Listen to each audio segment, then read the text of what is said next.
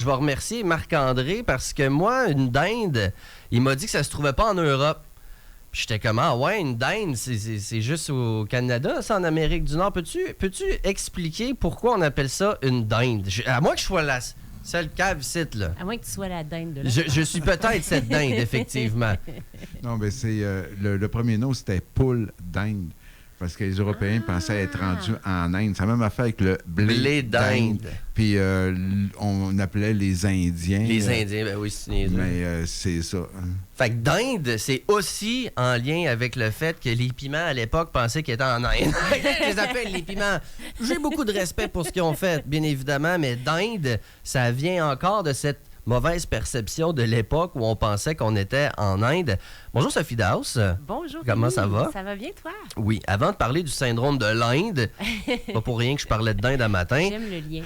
Comment a été votre exposition pour ton vernissage la dernière fois, Oblation? Oui, écoute, ça a été j'ose le dire, là, un franc succès. Ça a été vraiment le fun. Ouais. Puis, on a eu beaucoup de monde, on a eu beaucoup de visiteurs. Les gens ont beaucoup participé aussi parce que, d'ailleurs, c'est encore en cours jusqu'au 26 novembre. Il y a une table avec un petit panier avec des morceaux comme des morceaux de peinture qu'on n'a pas utilisés, que les gens peuvent écrire quelque chose par rapport à qu'est-ce que l'exposition leur fait vivre. Ouais. Puis les gens ont beaucoup participé. On a eu énormément de visites. Ça a été vraiment le fun puis très énergisant aussi parce que c'était comme l'aboutissement d'un projet que je préparais depuis longtemps. Fait que, oui, ça a très bien été. C'est donc encore disponible, c'est à Pêche. À Pêche, oui, c'est ça, sur Charest. On invite les gens à aller voir ça. Oui. Donc, Oblation, absolument fantastique. Sophie Daus, aujourd'hui, on parle du syndrome de l'Inde. Oui. Et j'avoue que je sais pas tout ce que c'est. Bien, en fait, il n'y a pas tant de monde que ça, je pense, qui connaissent ça. Moi, j'avais entendu parler de ça la première fois à l'époque où j'avais planifié d'aller en Inde. Je voulais faire un voyage en Inde, chose qui ne s'est pas encore réalisée. Okay. Peut-être un jour va se réaliser. Puis j'ai replongé là-dedans cette année parce que je suis un peu dans une époque de retrouver des rêves qui ont été un petit peu empoussiérés, puis là, je les dépoussière, dans mon expo. Puis, dans le fond, le syndrome de l'Inde, en gros, ce que c'est des gens qui arrivent en Inde, qui n'ont pas d'antécédents de problèmes psychiatriques ou quoi que ce soit comme ça. Puis là, il y a comme une surcharge émotionnelle et de sens. Leurs sens sont trop saturés, puis ça les fait virer fous. Puis, dans le fond, ils restent de même, comme ils deviennent un peu déboussolés, tous les signes, finalement, de psychose. Ouais. Puis, mais la chose qui est intéressante, c'est que quand ils reviennent dans leur milieu d'origine, ça se résorbe. Ça se résorbe automatiquement. C'est ça. Donc, oui. Ouais, mais il se passe la même affaire, paraîtrait-il. Les gens, ils font un pèlerinage à Jérusalem. Oui, bien, c'est ça. Ah c'est ouais? ça. En fait, oui, c'est qu'en fait, il y a plusieurs syndromes dans le même état d'esprit, là. Puis, en fait, le syndrome de l'Inde comme tel, moi, j'en avais entendu parler, comme je vous dis, il y avait des amis qui m'avaient dit, si tu vas en Inde, prépare-toi comme il faut. Puis ils m'avaient comme donné différentes balises pour essayer de faire une belle transition en arrivant là-bas. Mais le livre qui avait été écrit par c'était un psychiatre qui, lui, était basé au consulat à Mumbai parce que c'était assez problématique pour que, dans le fond, il y ait quelqu'un sur place pour essayer de rapatrier des gens qui étaient un petit peu perdus dans les limbes. Puis il se rendait compte qu'il y avait deux sortes de fous de l'Inde. Il y avait ceux qui, au sens métaphorique, tombent en amour avec l'Inde, puis ils retournent encore et encore et encore. Donc, une espèce de folie comme amoureuse, extasique, là. C'est ça. Puis après ça, les fous de l'Inde, dans le sens de ceux qui vraiment, comme disjonctent, rendus dans ce contexte-là. Tu parlais du syndrome de Jérusalem. Il y a aussi un autre syndrome qui s'appelle le syndrome de Florence, ou le syndrome de Stendhal. Donc ça, c'est un peu dans les mêmes eaux, si on pourrait dire, mais un peu différent. C'est qu'ils arrivent à Florence, puis là, devant la beauté des lieux, la beauté de l'architecture, puis aussi toute la charge historique, ça les fait... Ils tiltent, c'est ça. Puis moi, oui, c'est ça. Puis moi, ce que je trouvais super intéressant là-dedans, bien, il y a plein d'aspects intéressants par rapport à ça. Premièrement, c'est que en fait, parce qu'avec la Maison des Humains, dans le fond, mon idée, une de mes intentions avec cette émission-là, puis avec ma chronique ici, c'est d'essayer d'ouvrir des petites brèches. Moi, ça me fait du bien quand il y a comme des piste nouvelle de curiosité, on pensait se connaître, mais on se connaît pas tant que ça. Je trouve qu'il y a toujours de la fertilité là-dedans. Quand on est capable d'ouvrir des chemins. C'est par là que passe la lumière. Par les cracks. Oui, merci, M. Cohen. Oui, c'est ça. Puis, dans le fond, ben, c'est ça. Fait que, tu sais, on pense finalement qu'on est un individu comme moi, je suis moi parce que à cause de ce que je pense puis de qui je suis, je pense donc je suis. Le fameux je pense donc je suis. Mais finalement, il y a tellement d'exemples comme ces syndromes-là qui nous montrent à quel point le contexte dans lequel on évolue, c'est comme un vase qui nous forme. Puis finalement, quand on enlève cette structure-là, tout à coup, il y a des personnes selon...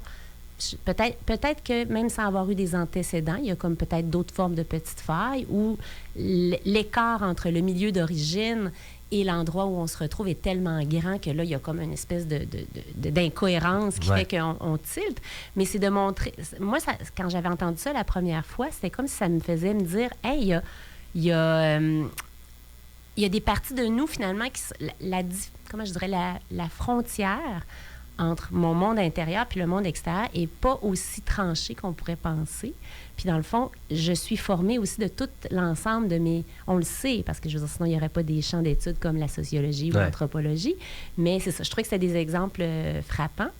Puis, c'est ça. Dans le fond, il y avait le syndrome, comme tu disais, le syndrome de Jérusalem. Donc, des endroits qui peuvent avoir des fortes charges religieuses, spirituelles, historiques. Puis la sensibilité de certaines personnes peut faire que dans ces endroits-là, ils deviennent qu'ils perdent un peu justement le sens de leur personnalité. Il y a des auto-vibratoires dans ces endroits-là. Non, c'est vrai. Là. Oui, ça peut être ça. Il y a aussi un autre syndrome, c'est le syndrome de Paris. Celui-là, je l'avais trouvé vraiment intéressant aussi. Puis... C'est celui que tu fais une demande en mariage devant la Tour Eiffel, ça? Ça, c'est le syndrome de Las Vegas. Non. Marié en Elvis. C'est des Japonais, des Japonais qui arrivent en France et puis qui, eux, vivent ce même genre un peu d'effondrement de la personnalité face à cette... Encore là, ça peut aussi être le clash entre le lieu, mais aussi les idées qu'on se fait à propos du lieu. Donc, c'est certain que, par exemple, quand on parle de l'Inde, bien, toute personne qui est intéressée par la spiritualité, par la spiritualité orientale, va arriver en Inde, puis le terrain est déjà fertile pour comme être face à quelque chose de plus vaste que soi. Donc, c'est ça. Fait que ça, j'avais été bien surprise aussi quand j'avais entendu parler que le syndrome de Paris existait, que certaines, comme c'est ça, les Japonais pouvaient arriver en France, à Paris, puis là, finalement, un peu perdre la carte.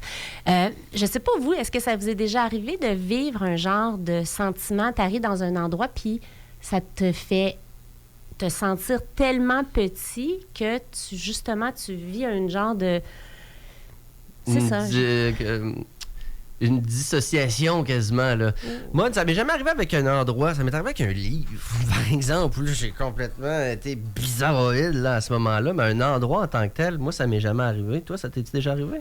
Bien, il y a une couple de voyages en Europe, là, mais dernièrement, c'est ici au Québec, là, à l'île Verte, du côté nord, quand tu es en haut, le côté nord de l'île Verte, c'est des rochers. Puis là, tu vois de l'autre côté, là, les dunes de Tadoussac, puis etc., puis le fleuve. Wow! Avec le soleil qui descend tranquillement. D'ailleurs, ça, c'en est un autre que je voulais amener aussi, parce que j'avais comme espoir que quelqu'un d'entre vous deux parle de la nature.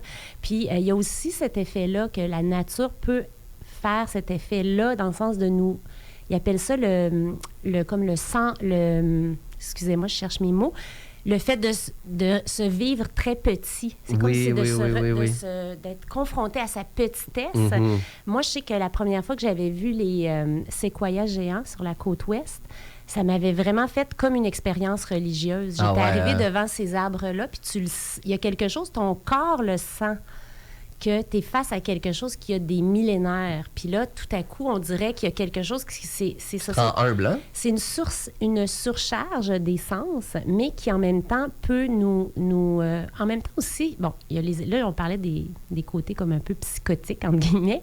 Puis ça, c'est sûr, c'est des expériences plutôt traumatisantes pour les gens. Puis des fois, c'est ça. Ils ont hâte de revenir chez eux pour retrouver leur sens d'eux-mêmes. Mais en même temps, cette capacité-là à sortir de l'idée qu'on se fait de nous, que ce soit justement, bon, il y a des pratiques, la méditation, la contemplation, la lecture, le fait de faire des immersions en nature, tout ça, mais ça peut être très, très bon, je considère, pour nous de justement, à un moment donné, pas tout le temps être accroché après son sens d'identité, mais d'être capable de créer de l'espace pour l'émerveillement, finalement. Parce que c'est ça, derrière tout ça, c'est le fait d'être capable de se perdre un instant face à quelque chose qui nous dépasse, puis d'être capable de se laisser toucher par la beauté, par la transcendance.